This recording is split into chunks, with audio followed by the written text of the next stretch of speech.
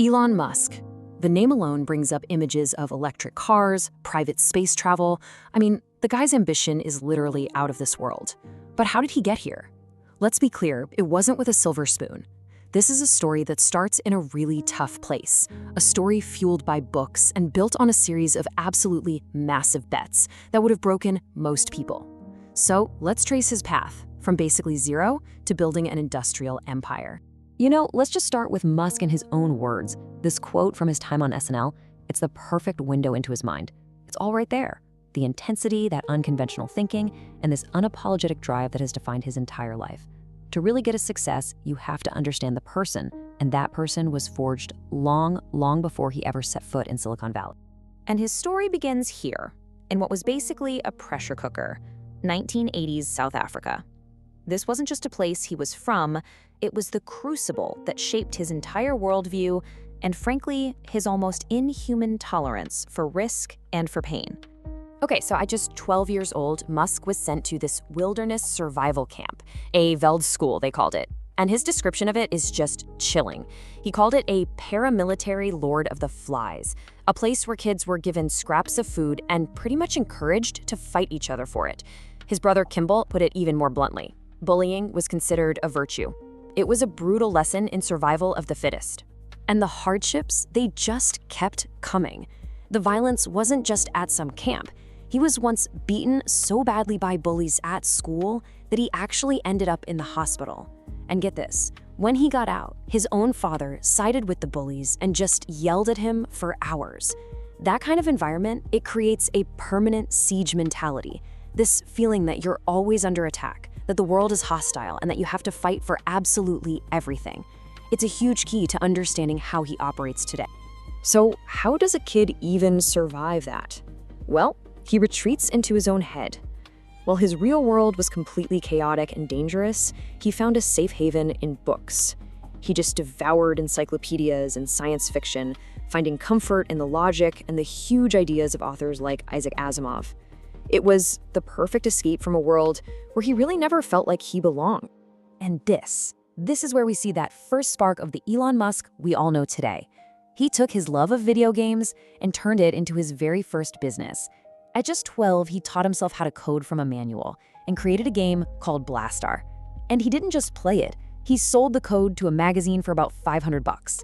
This was the first time he realized, hey, I can turn my ideas into cold, hard cash. Musk knew his dreams were just way too big for South Africa. So at 17, he made a life-changing decision. He left, and he bet everything on himself in North America. We're not just talking about a move here. This was a complete reinvention. And let's get one thing straight. Forget all those stories about family emerald mines. Musk arrived in Canada with next to nothing. His dad gave him about $2,000 in traveler's checks. He wasn't funded. He was completely on his own, with only his own wits to rely on. That first year in Canada was a total grind. We're talking cleaning out grain bins, working at a lumber mill, just tough jobs. But he was focused. He got into Queen's University, then he transferred to the University of Pennsylvania. And it was there that he really laid the intellectual foundation for his future, graduating with degrees in both physics and economics. But college wasn't just about classes for Musk. It's where his lifelong obsessions really took hold.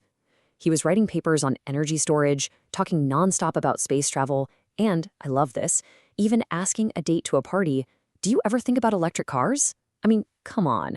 The seeds of Tesla and SpaceX were being planted right there. So, with his degrees in hand, he headed straight for the heart of the action, Silicon Valley, right during the dot-com boom. He and his brother Kimbal just jumped in with both feet, launching their very first startup, an internet company they called Zip2. The early days of Zip2 were pure, unadulterated hardcore. That's a word Musk loves. I mean, picture this. He and Kimbal were so broke, they slept on a couch in their tiny office and showered at the local YMCA. They had one computer. The website would run during the day, and Elon would just code all night. Insane. So what even was Zip2? Well, think of it like an online city guide before Google Maps was a thing. It gave newscapers the software they needed to put their local business listings, maps, and directions online. It was a simple but brilliant idea right at the very beginning of the commercial internet. And you know what? That insane work ethic, it paid off. Big time.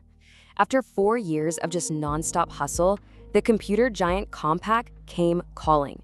They acquired Zip2 in a huge deal that proved just how valuable their vision was. So at 27 years old, Elon Musk was a multi-millionaire with a cool $22 million in his pocket. He'd gone from sleeping on an office floor to the top of the tech world. But for a guy like Musk, this wasn't the end. Oh no, this was just the beginning. So what do you do with that kind of money? Musk didn't buy a yacht or an island. No, he took every single penny he made and bet it all on an idea that was probably even crazier than his first. He was going to take on the entire banking industry. He started a new company, X.com, with this huge goal: to create a one-stop shop for all your financial needs online. The company ended up merging with a rival, Confinity, which had this cool little product called PayPal. What happened next was a brutal power struggle inside the company, and when the dust finally settled, Musk was in charge as the CEO. The timing here could not have been better. eBay, the online auction giant, saw PayPal as the absolute future of its business. They bought the company in a massive deal that really put digital payments on the map for good. Musk's personal cut this time was a staggering $250 million. Now, this was more than just money. This was change the world money. This was the kind of capital that could turn science fiction into actual science fact. And that's exactly what he did.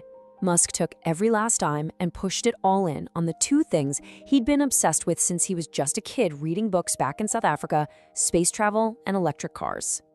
This quote, it just says it all. This wasn't about making more money anymore. This was about a mission. He started SpaceX with a goal that sounded completely insane to pretty much everyone: making humanity a multiplanetary species. Which, brings us to the obvious question: how do you even start something like that? It's not like there's a Rocket Company for Dummies book. It is one of the most complex, most expensive things a human being can possibly try to do. And his approach was just pure Musk.